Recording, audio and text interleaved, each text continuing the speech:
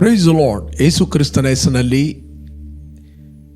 ಜಯದ ವಾಕ್ಯ ಈ ಕಾರ್ಯಕ್ರಮಕ್ಕೆ ನಿಮ್ಮನ್ನು ನಾನು ಸ್ವಾಗತಿಸ್ತಾ ಇದ್ದೇನೆ. ಬನ್ನಿ, ಇವತ್ತಿನ ದಿನವು ಕರ್ತನಿಂದ ನೇಮಿಸಲ್ಪಟ್ಟಿದೆ. ಇದನ್ನು ಆನಂದ ಪಡೋಣ, ಸಂತೋಷ ಪಡೋಣ. ಸಂತೋಷ ಆನಂದದೊಡನೆ ನಾವು ತಂದೆಯ ದೇವರನ್ನು ಆರಾಧಿಸುವ, ಘನಪಡಿಸುವ, ಮಹಿಮೆ ಪಡಿಸುವ. ಓಕೆ, ಮೊದಲು ನಾವು ಆರಾಧನೆ ಮಾಡುವ, ಮತ್ತೆ ನಾವು ದೇವರ ವಾಕ್ಯವನ್ನು ಧ್ಯಾನ ಮಾಡುವ. Praise God. ಬನ್ನಿ ಪ್ರಿಯರೇ, ಈ ಮುಂಜಾನೆ ವೇಳೆಯಲ್ಲಿ ನಾವು ಆತನನ್ನು ಸ್ತುತಿಸುವ. ನಮ್ಮ ತಂದೆಯು, ನಮ್ಮ ಬಂಡೆಯು, ನಮ್ಮ ಕೋಟೆಯು, ನಮ್ಮ ಕರ್ತನು, ನಮ್ಮ ದೇವರು, ನಮ್ಮ ಕರ್ತನು ಆತನೇ ಆಗಿದ್ದಾನೆ. ಬನ್ನಿ, ಮುಂಜಾನೆ ವೇಳೆಯಲ್ಲಿ ನಾವು ಆತನನ್ನು ಆರಾಧಿಸುವ. Thank you Jesus, thank you father, thank you Jesus. ನೀನೇ ನನ್ನ ಬಂಡೆಯು, ಕೋಟೆಯು, ದುರ್ಗವು. ನೀನೇ ನನ್ನ ದೇವರು, ತಂದೆಯು, ಕರ್ತನು. ನೀನೇ ನನ್ನ ಥ್ಯಾಂಕ್ ಯು ಜೀಸಸ್. ನಮ್ಮ ಒಡೆಯನು, ನಮ್ಮ ರಕ್ಷಕನು, ನಮ್ಮ ಆಶ್ರಯವು, ನಮ್ಮ ಆರೋಗ್ಯವು, ಬಲವು, ಶಕ್ತಿಯು ಕ್ರಿಸ್ತನೇ ಆಗಿದ್ದಾನೆ. Thank you father, we worship you Jesus.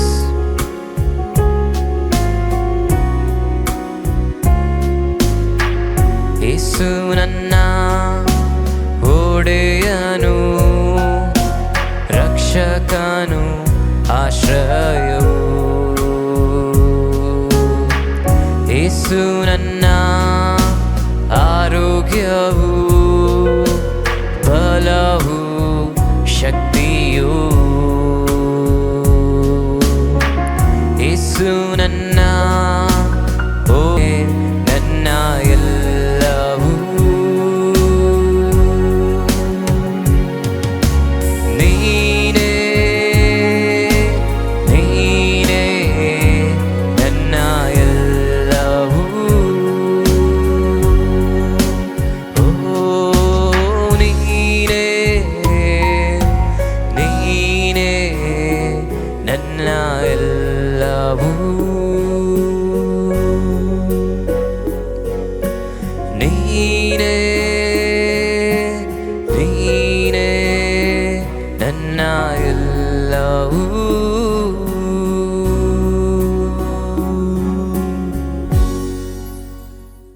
Okay, ಇವತ್ತು ನಾವು ಧ್ಯಾನಕ್ಕೆ ತೆಗೆದುಕೊಂಡಂತಹ ದೇವರ ವಾಕ್ಯದ ಭಾಗ ಪ್ರಕಟಣೆ ಗ್ರಂಥ 12ನೇ ವಚನ, ರೆವಲೇಷನ್ ಚಾಪ್ಟರ್ 12:11 ವರ್ಸ್. ಈ ವಚನವನ್ನು ನಾವು ಓದುವ ಮತ್ತು ನಾವು ಧ್ಯಾನ ಮಾಡುವ. ಅವರು ಪ್ರಾಣದ ಮೇಲಣ ಪ್ರೀತಿಯನ್ನು ತೊರೆದು ಮರಣಕ್ಕೆ ಹಿಂತೆಗೆಯದೆ ಯಜ್ಞದ ಕುರಿಯದಾತನ ರಕ್ತದ ಬಲದಿಂದಲೂ ತಮ್ಮ ವಾಕ್ಯದ ಬಲದಿಂದಲೂ ಅವನನ್ನು ಜಯಿಸಿದರು. ಆತನ ರಕ್ತದಲ್ಲಿ ಬಲ ಇದೆ. ತಮ್ಮ ವಾಕ್ಯದ ಬಲದಿಂದಲೂ, ವಾಕ್ಯದಲ್ಲಿ ಬಲ ಇದೆ, ಅವನನ್ನು ಜಯಿಸಿದರು. ಯಾರು ಜಯಿಸಿದರು? ಬಾರ್ನ್ ಅಗೇನ್ ಆದ ಪ್ರತಿಯೊಬ್ಬ ವ್ಯಕ್ತಿಗೆ ಕರ್ತನ ಮೇಜಿನಲ್ಲಿ ಪಾಲುಗಾರರಾಗುವಂಥ ಅವಕಾಶ ಕೊಡಲ್ಪಟ್ಟಿದೆ. ಎಷ್ಟು ಸರ್ತಿ ನಾವು ಕರ್ತನ ಮೇಜು ಮಾಡುತ್ತೇವೆಯೋ ಅಷ್ಟು ಸರ್ತಿ ನಾವು ವಾಕ್ಯವನ್ನು ಮಾತಾಡ್ತೇವೆ. ಕೇವಲ ನಾನು ರಕ್ತವನ್ನು ಪ್ರೋಕ್ಷಿಸ್ತೇನೆ, ಸಿಂಪಡಿಸ್ತೇನಲ್ಲ. No, when you breaking bread, ನೀವು ಕರ್ತನ ರೊಟ್ಟಿಯನ್ನು ಮುರಿತೀರಿ. ಮುರಿಯುವಾಗ ಆತನ ರಕ್ತದಲ್ಲಿ, ಪಾತ್ರೆಯಲ್ಲಿ ನೀವು ಪಾಲುಗಾರರಾಗ್ತೀರಿ. ಆತನ ರಕ್ತ ಮತ್ತು ಆತನ ದೇಹದಲ್ಲಿ ನೀವು ಪಾಲುಗಾರರಾಗ್ತೀರಿ. ನಾನು ಬೇಕಾದರೆ ಓದ್ತೇನೆ. 1 ಕೊರಿಂಥ 10:16 ವಚನ ನಾನು ಓದ್ತೇನೆ. ನಾವು ದೇವ ಸ್ತೋತ್ರ ಮಾಡಿ ಪಾತ್ರೆಯಲ್ಲಿ ಪಾನ ಮಾಡುವುದು ಕ್ರಿಸ್ತನ ರಕ್ತದಲ್ಲಿ ಪಾಲುಗಾರರಾಗಿದ್ದೇವೆ ಎಂಬುದನ್ನು ಸೂಚಿಸ್ತಲ್ಲವೇ? ನಾವು ದೇವ ಸ್ತೋತ್ರ ಮಾಡಿ ಪಾತ್ರೆಯಲ್ಲಿ ಪಾನ ಮಾಡುವುದು, ಓಕೆ, ಕ್ರಿಸ್ತನ ರಕ್ತದಲ್ಲಿ ಪಾಲುಗಾರರಾಗಿದ್ದೇವೆ. We are one with this blood. ಯಜ್ಞದ ಕುರಿಯಾದ ಆತನ ರಕ್ತ, ದ ಬ್ಲಡ್, ಆ ಬ್ಲಡ್ನಲ್ಲಿ ಶಕ್ತಿ ಇದೆ to overcome sickness, overcome demons, overcome every situation, overcome every demonic witchcraft, anything. When you breaking the bread, ನೀವು ಕ್ರಿಸ್ತನ ದೇಹದಲ್ಲಿ ನೀವು ಒಂದಾಗುತ್ತೀರಿ. ನೀವು ಆತನ ರಕ್ತದಲ್ಲಿ ಪಾಲುಗಾರರಾಗ್ತೀರಿ, ಆತನ ಮಾಂಸದಲ್ಲಿ ನೀವು ಪಾಲುಗಾರರಾಗ್ತೀರಿ. ಯೇಸು ಹೇಳಿದ, ನನ್ನ ರಕ್ತವನ್ನು ಕುಡಿಯದೆ ನನ್ನ ಮಾಂಸವನ್ನು ತಿನ್ನುವುದಿಲ್ಲ ಅಂತ ಹೇಳಿದರೆ ನಿಮ್ಮಲ್ಲಿ ಜೀವ ಇಲ್ಲ. There is no life. Life ಇಲ್ಲ ಅಂತ ಹೇಳಿದರೆ, ಜೀವ ಇಲ್ಲ ಅಂತ ಹೇಳಿದರೆ ಅಲ್ಲಿ ಮರಣ ಇರ್ತದೆ.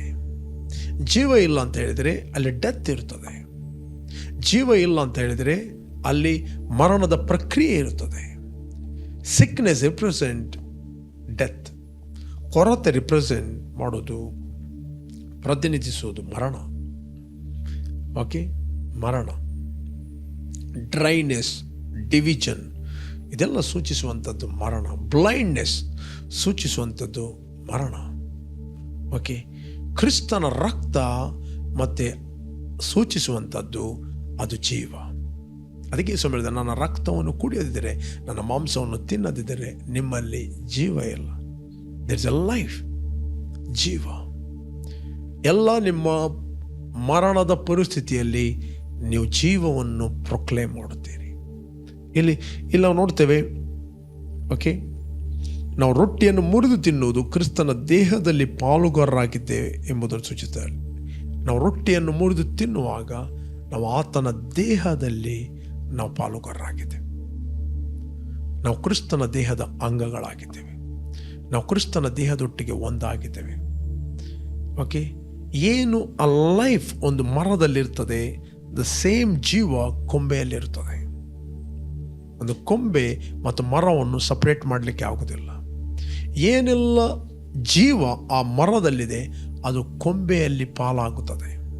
ಅದೇ ರೀತಿ ನಾವು ರೊಟ್ಟಿಯನ್ನು ಮುರಿದು ತಿನ್ನುವಂಥದ್ದು ಕ್ರಿಸ್ತನ ದೇಹದಲ್ಲಿ ಪಾಲುಗಾರನಾಗಿ ಮಾಡುತ್ತದೆ.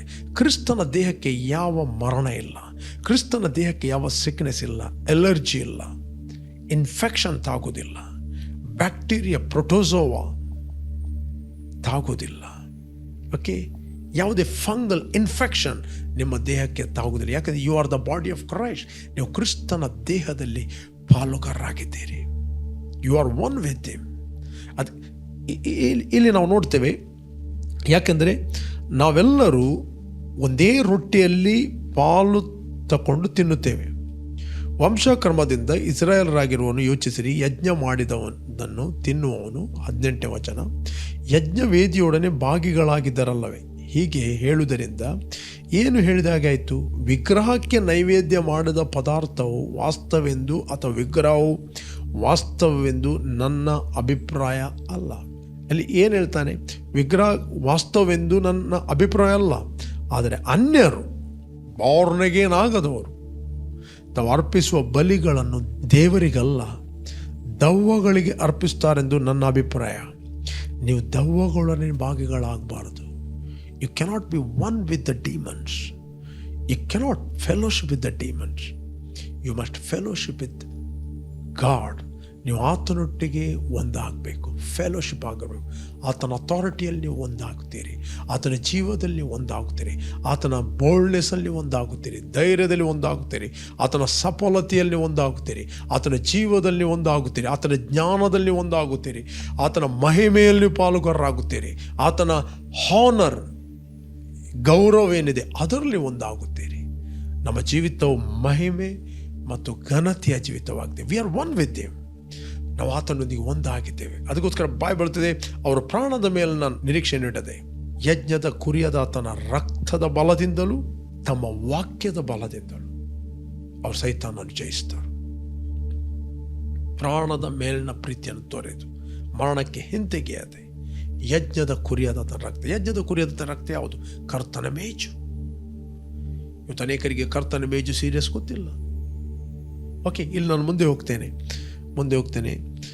ನೀವು ಕರ್ತನ ಪಾತ್ರೆ ಮತ್ತು ದೆವ್ವಗಳ ಪಾತ್ರೆ ಇವುಗಳೊಳಗೆ ಒಂದರಲ್ಲಿ ಹೊರತು ಎರಡರಲ್ಲಿ ಕುಡಿಯಲಾರರಿ. ಕರ್ತನ ಪಂಕ್ತಿ ಮತ್ತು ದೆವ್ವಗಳ ಪಂಕ್ತಿ ಇವುಗಳೊಳಗೆ ಒಂದರಲ್ಲಿ ಹೊರತು ಎರಡರಲ್ಲಿ ಊಟ ಮಾಡಲಾರರಿ.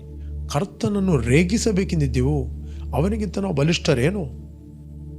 ಓಕೆ, ಇಲ್ಲಿ 11ನೇ ಅಧ್ಯಾಯದಲ್ಲಿ ನಾವು ನೋಡ್ತೇವೆ 26ನೇ ವಚನ. 11ನೇ ಅಧ್ಯಾಯ, 1 Corinthians 11 ಚಾಪ್ಟರ್ 26 ನಾನು ಓದ್ತೇನೆ. ನೀವು ಈ ರೊಟ್ಟಿಯನ್ನು ತಿಂದು ಈ ಪಾತ್ರೆಯಲ್ಲಿ ಪಾನ ಮಾಡುವಷ್ಟು ಸಾರಿ ಕರ್ತನ ಮರಣವನ್ನು ಆತನು ಬರುವ ತನಕ ಪ್ರಸಿದ್ಧಪಡಿಸ್ತೀರಿ. You are speaking his death. ಪ್ರಸಿದ್ಧ ಅಂದರೆ ಏನು? You are proclaim, you announce his death. ನೀವು ಆತನ ಮರಣವನ್ನು ನೀವು ಅನೌನ್ಸ್ ಮಾಡುತ್ತೀರಿ. He died. ಯಜ್ಞದ ಕುರಿಯಾದ ತನ್ನ ರಕ್ತವನ್ನು ನೀವು ಮಾತಾಡುತ್ತೀರಿ. ಅದಕ್ಕೋಸ್ಕರ ಬೈಬಲ್ ಹೇಳ್ತಿದೆ, ಅವರು ಯಜ್ಞದ ಕುರಿಯಾದ ತನ್ನ ರಕ್ತದ ಬಲದಿಂದಲೂ ತಮ್ಮ ವಾಕ್ಯದ ಬಲದಿಂದಲೂ ಅವರು ಸೈತಾನು ಜಯಿಸಿದರು. ಹೇಗೆ ಜಯಿಸಿದರು? You are proclaiming death. ಯಾಕೆ ನಾವು ಆತನ ಮರಣವನ್ನು ಘೋಷಣೆ ಮಾಡುವುದು? ಒಂದು ಕಾರಣ ಇದೆ. Hebrews 2 chapter 14 verse. Hebrews 2 chapter 14. ಇದಲ್ಲದೆ ಮಕ್ಕಳು ರಕ್ತ ಮಾಂಸಧಾರಿಗಳಾಗಿರುವುದರಿಂದ ಆತನು ಅವರಂತೆ ಆದನು. ತನ್ನ ಮರಣದಿಂದಲೇ ಮರಣಾಧಿಕಾರಿಯನ್ನು ಅಂದರೆ ಸೈತಾನನ್ನು ಅಡಗಿಸಿ ಬಿಡುವುದಕ್ಕೂ ಮರಣ ಭಯದ ದೆಸೆಯಿಂದ ತಮ್ಮ ಜೀವಮಾನದಲ್ಲೆಲ್ಲ ದಾಸತ್ವದೊಳಗಿದ್ದವರನ್ನು ಬಿಡಿಸುವುದಕ್ಕೂ ಅವರಂತೆ ರಕ್ತ ಮಾಂಸಧಾರಿಯಾದನು. ಇಲ್ಲಿ ಮುಖ್ಯವಾದ ವಚನ, ಇದಲ್ಲದೆ ಮಕ್ಕಳು ರಕ್ತ ಮಾಂಸಧಾರಿಗಳಾಗಿರುವುದರಿಂದ ಆತನು ಅವರಂತೆ ಆದನು. ತನ್ನ ಮರಣದಿಂದಲೇ ಮರಣಾಧಿಕಾರಿಯನ್ನು ಅಂದರೆ ಸೈತಾನನ್ನು ಡಿಸ್ಟ್ರಾಯ್ ಮಾಡಿದನು, ನಾಶ ಮಾಡಿದನು. ಇಂಗ್ಲೀಷಲ್ಲಿ ಈ destroyed the death through his death. ತನ್ನ ಮರಣದಿಂದ ಮರಣಾಧಿಕಾರಿಯನ್ನು ಆತನು ನಾಶ ಮಾಡಿದನು. No more. ಇದನ್ನು ಕರ್ತನ ಮೇಜನ್ನು ನಾವು ತೆಗೆದುಕೊಳ್ಳುವಾಗ ನಾವು ಅದನ್ನು ಹೇಳುತ್ತೇವೆ. ಏನು ಹೇಳುತ್ತೇವೆ? ಇದನ್ನು ಎಷ್ಟು ಸರ್ತಿ ನೀವು ಮಾಡುತ್ತೀರೋ ಅಷ್ಟು ಸರ್ತಿ ನೀವು ಕರ್ತನ ಮರಣವನ್ನು ಆತನು ಬರುವ ತನಕ ನೀವು ಪ್ರಸಿದ್ಧಪಡಿಸ್ತೀರಿ. ಅವರು ಯಜ್ಞದ ಕುರಿಯಾದ ಆತನ ರಕ್ತದ ಬಲದಿಂದಲೂ ತಮ್ಮ ವಾಕ್ಯದ ಬಲದಿಂದಲೂ ಅವರು ಸೈತಾನನ್ನು ಜಯಿಸಿದರು. ಪ್ರೇರೆ, ಕರ್ತನ ಮೇಜು ಅಂದರೆ ಅದನ್ನು ಕೇವಲವಾಗಿ ತೆಗೆದುಕೊಳ್ಬೇಡ್ರಿ.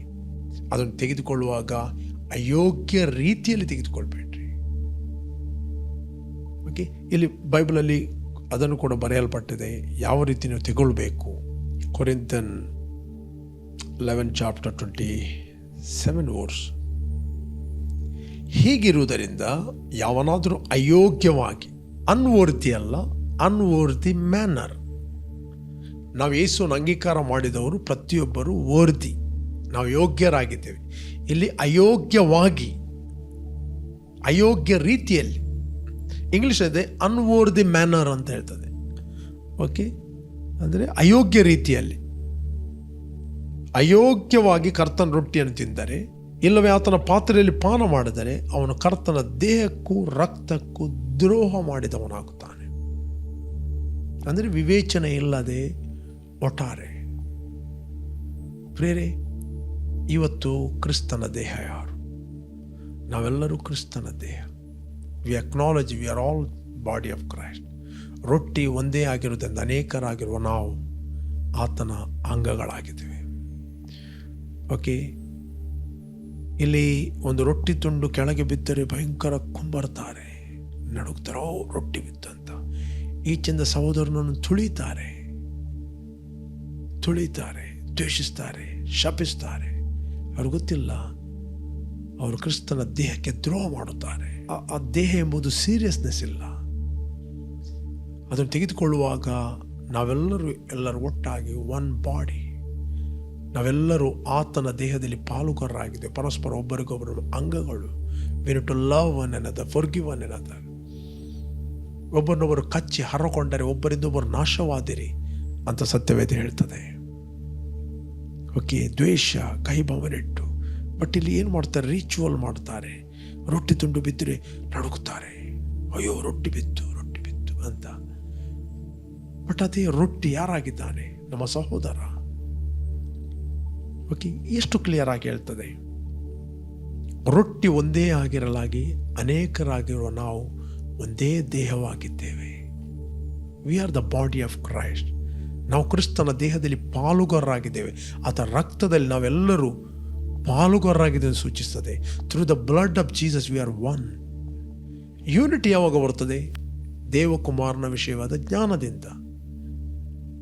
Revelation knowledge, not the sense knowledge. ನಾವು ರೊಟ್ಟಿಯನ್ನು ತೆಗೆದುಕೊಳ್ಳುವುದು ಸೆನ್ಸ್ ನಾಲೆಜ್ನಿಂದ ಅಲ್ಲ, ರೆವಲೇಷನ್ ನಾಲೆಜ್ನಿಂದ. ಯೇಸು ಹೇಳಿದ, ನನ್ನ ಮಾಂಸವನ್ನು ತಿನ್ನದಿದ್ದರೆ ನನ್ನ ರಕ್ತವನ್ನು ಕುಡಿಯದೆ ನಿಮ್ಮಲ್ಲಿ ಜೀವ ಇಲ್ಲ. ಸೆನ್ಸ್ ನಾಲೆಜಿಗೆ ಅರ್ಥ ಆಗಲಿಲ್ಲ. ಇದು ಕಠಿಣವಾದ ಮಾತು, ಇದು ಯಾರಿಗೂ ತಿಳಿದಿತ್ತು. ಅದು ಯೇಸು ಹೇಳಿದ, ಬದುಕಿಸುವಂಥದ್ದು ಆತ್ಮವೇ, ಮಾಂಸ ಯಾವ ಪ್ರಯೋಜನಕ್ಕೆ ಬರುವುದಿಲ್ಲ. ನಾನು ಮಾತಾಡಿದ ಮಾತುಗಳು ಆತ್ಮವಾಗಿ ಜೀವವಾಗಿದೆ. It the revelation knowledge, not the sense knowledge. ದೈವಿಕ ಜ್ಞಾನ, ಆತ್ಮಿಕ ಜ್ಞಾನ, ಆ ರೀತಿ ನಾವು ತೆಗೆದುಕೊಳ್ತೇವೆ. ಕರ್ತನ ರೊಟ್ಟಿಯನ್ನು ತಿಂದರೆ ಇಲ್ಲವೇ ಆತನ ಪಾತ್ರೆಯಲ್ಲಿ ಪಾನ ಮಾಡಿದರೆ ಅವನು ಕರ್ತನ ದೇಹಕ್ಕೂ ರಕ್ತಕ್ಕೂ ದ್ರೋಹ ಮಾಡಿದವನಾಗನು. ಪ್ರತಿ ಮನುಷ್ಯನು ತನ್ನನ್ನು ಪರೀಕ್ಷಿಸಿಕೊಂಡವನಾಗಿ, he must check himself. He check himself. ಪರೀಕ್ಷಿಸಿಕೊಂಡವ ರೊಟ್ಟಿಯಲ್ಲಿ ತಕೊಂಡು ತಿನ್ನಲಿ, ಪಾತ್ರೆಯಲ್ಲಿ ಕುಡಿಯಲಿ. ಸುಮ್ಮನೆ ಬೇಕರಿಯ ಬ್ರೆಡ್ ಅಂತ ತಿನ್ನುವುದಲ್ಲ, ಜ್ಯೂಸ್ ಅಂತ ಕುಡಿಯುವುದಲ್ಲ. ರಕ್ತವನ್ನು ಕುಡಿಯುತ್ತೀರಿ, ಅದರ ಮಾಂಸವನ್ನು ನೀವು ತಿನ್ನುತ್ತೀರಿ. ಓಕೆ, ಇದನ್ನು ವಿವೇಚಿಸಿ ತಿನ್ನುವಂಥದ್ದು ನೀವು ಒಂದಾಗುತ್ತೀರಿ, ಆತನ ಜೀವದಲ್ಲಿ ಒಂದಾಗುತ್ತೀರಿ. ಜೀವ ನಿಮಗೆ ದೊರಕುವುದಿಲ್ಲ ಅಂತೇಳಿ ಅಲ್ಲಿ ಮರಣ ಇದೆ.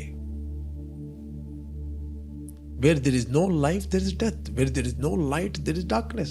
Where there is no God, there is demons. Where there is no health, there is sickness. Where there is no abundance, there is lack. ಎರಡೇ ಸಂಗತಿ ಇರುವುದು. ಅದರ ಅರ್ಥ ದೇವರು ಶಪಿಸ್ತಾನಂತ ಅರ್ಥ ಅಲ್ಲ. ಅಯೋಗ್ಯ ರೀತಿಯಲ್ಲಿ, ಅನ್ವರ್ದಿ ಮ್ಯಾನರ್, ಅದನ್ನು ವಿವೇಚಿಸದೆ, ಪ್ರಕಟಣೆ ಇಲ್ಲದೆ, ಸುಮ್ಮನೆ ಕ್ರಿಸ್ತನ ದೇಹವೆಂದು ವಿವೇಚಿಸದೆ ತಂದು ಕುಡಿಯುವುದು ಕ್ರಿಸ್ತನ ರಕ್ತಕ್ಕೂ ಆತನ ದೇಹಕ್ಕೂ ದ್ರೋಹ ಮಾಡಿದವನಾಗುತ್ತಾನೆ. ದೇಹ ಅದು ತಿಳಿಯದೆ ಇದ್ದ ಕಾರಣ he cannot overcome the devil. ಯಜ್ಞದ ಕುರಿಯಾದ ತನ್ನ ರಕ್ತದ ಬಲದಿಂದಲೂ ತಮ್ಮ ವಾಕ್ಯದ ಬಲದಿಂದಲೂ ಅವನು ಜಯಿಸಿದರು. You can overcome witchcraft, poverty, demons. Oh, it's a great revelation. ಹಾಗೆ ಇಲ್ಲ ನೋಡ್ತೇವೆ, ಇಲ್ಲದೆ ಯಾಕಂದರೆ ಕರ್ತನ ದೇಹವೆಂದು ವಿವೇಚಿಸದೆ, ಅದು ದೇಹ ಅಂತ ವಿವೇಚಿಸದೆ ತಿಂದು ಕುಡಿಯುವವನು ಹಾಗೆ ತಂದು ಕುಡಿಯುವುದರಿಂದ ನ್ಯಾಯ ತೀರ್ಪಿಗೆ ಒಳಗಾಗುವನು. ಈ ಕಾರಣದಿಂದಲೇ ನಿಮ್ಮಲ್ಲಿ ಬಹು ಮಂದಿ ಬಲಹೀನರು, ರೋಗಿಗಳಾಗಿದ್ದಾರೆ. ಅನೇಕರು ಸಾಯ್ತಾರೆ, ಕಾಲಕ್ಕೆ ಮುಂಚೆ ಸಾಯ್ತಾರೆ. ಪ್ರಿಮೆಚ್ಯೂರ್ ಡೆತ್ ಅಂತ ಹೇಳ್ತಾರೆ ಅದಕ್ಕೆ. ಕಾಲಕ್ಕೆ ಮುಂಚೆ ಸಾಯ್ತಾರೆ, ಕಾಲಕ್ಕೆ ಮುಂಚೆ ರೋಗದಲ್ಲಿ ಬೀಳ್ತಾರೆ, ಕಾಲಕ್ಕೆ ಮುಂಚೆ ಅವರು ವೀಕ್ ಆಗಿದ್ದಾರೆ. ಯಾಕೆ? ಕರ್ತನ ದೇಹವನ್ನು ವಿವೇಚಿಸದೆ ತಿಂದು ಕುಡಿಯುವುದರಿಂದ. ಇದಕ್ಕೆ ನಾವು ಭಯ ಪಡಬೇಕಾಗಿಲ್ಲ. We are living in grace. Okay, ನಾವು ಕೇವಲ ಅದನ್ನು ಅರ್ಥ ಮಾಡಿದರೆ ಸಾಕು. We can overcome the demons, overcome every sickness, overcome every death. ಮರಣಾಧಿಕಾರಿಯನ್ನು ಅಡಗಿಸುವುದು, ಸೋಲಿಸುವುದು ಥ್ರೂ ಎ ವರ್ಡ್. ಇದನ್ನು ಎಷ್ಟು ಸಾರ್ತಿ ತೆಗೆದುಕೊಳ್ತೀರೋ ಅಷ್ಟು ಸಾರ್ತಿ ಆತನ ಮರಣವನ್ನು ನೀವು ಪ್ರಸಿದ್ಧಪಡಿಸ್ತೀರಿ ಮತ್ತು ಆತನ ಜೀವದಲ್ಲಿ ನೀವು ಪಾಲುಗಾರರಾಗ್ತೀರಿ. ನಿಮ್ಮ ರೈಟ್ಫುಲ್ಲನ್ನು ನೀವು ಸ್ವಾಧೀನಪಡಿಸ್ತೀರಿ. ಒಬ್ಬನಿಗೆ ಆಸ್ತಿ ವೀಲ್ ಮಾಡಿದರೆ ಆತನು ತನ್ನ ಆ ವೀಲ್ ಬರೆದಿಟ್ಟ ವ್ಯಕ್ತಿಯ ಮರಣವನ್ನು ಆತನು ಪ್ರಸಿದ್ಧಪಡಿಸಬೇಕು. ಮರಣ ಪ್ರಸಿದ್ಧವಾಯಿತು ಅಂತ ಹೇಳಿದರೆ ಆ ಆಸ್ತಿ ಅವನದ್ದು. ಜೀವ ಇರುವಾಗ ಆಸ್ತಿ ಸಿಗುವುದಿಲ್ಲ, ಅದರಲ್ಲಿ ಪಾಲುಗಾರನಾಗೋದಿಲ್ಲ. ಮರಣದಿಂದ ಏನಾಗ್ತದೆ? ಮರಣ ಆದ ನಂತರ ಅದು ಪ್ರೊಪೆಟ್ ಮಾಡಬೇಕು, ಇದನ್ನು ಪ್ರೊಕ್ಲೇಮ್ ಮಾಡಬೇಕು, ಡೆತ್ ಸರ್ಟಿಫಿಕೇಟನ್ನು. ಇವತ್ತು ಆತನ ಮರಣದಿಂದ ನಮಗೆ ಇವತ್ತು ಬಿಡುಗಡೆ ಆಗಿದೆ. ಆತನ ಮರಣದಿಂದ ಮರಣಾಧಿಕಾರ ಅಡಗಿಸಿಬಿಟ್ಟಿದ್ದಾನೆ. ಆರೋಗ್ಯವು ನಮ್ಮದು, ಸಮೃದ್ಧಿಯು ನಮ್ಮದು, ಬಿಡುಗಡೆ ನಮ್ಮದಾಗಿದೆ. ನಾವು ಆತನೊಟ್ಟಿಗೆ ಬಾಧ್ಯರಾಗಿದ್ದೇವೆ. This health is our right. ಆರೋಗ್ಯ ಎಂಬುದು ನಮ್ಮ ಹಕ್ಕು, ಅಭಿವೃದ್ಧಿ ಎಂಬುದು ನಮ್ಮ ಹಕ್ಕು, ಜಯ ಎಂಬುದು ನಮ್ಮ ಹಕ್ಕು. ಸೈತಾನನು ನ್ಯಾಯಬದ್ಧವಾದ ಅಧಿಕಾರ ಆತನಿಗೆ ನಮ್ಮ ಮೇಲೆ ಇಲ್ಲ.